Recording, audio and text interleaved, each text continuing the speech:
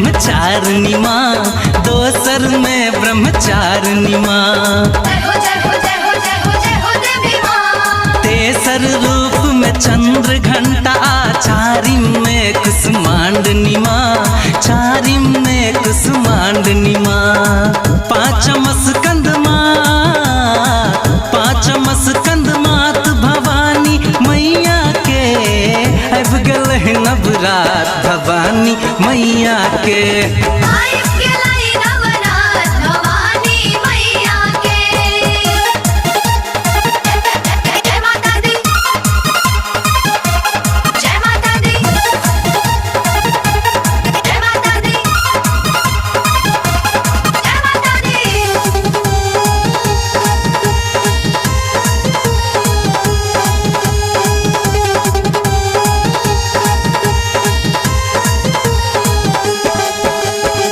छठम रूप में कहत्यानी आ, सातम में महाकाली माँ, सातम में महाकाली माँ।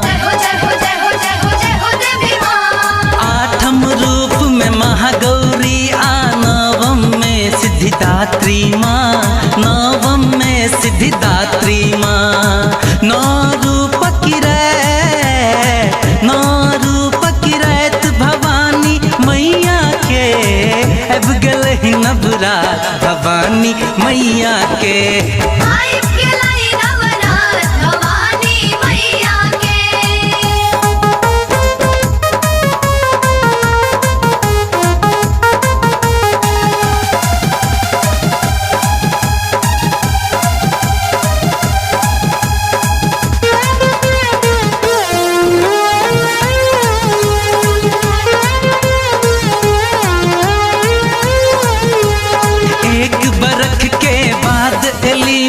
बैस का देखू डलिया, बैस का देखू डलिया।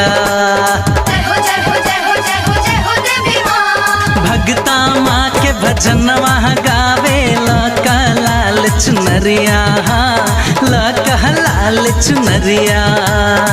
फिर करब जगरात, फिर करब जगरात भवानी मैया के, अब गल ही नवरात भवानी मैया के।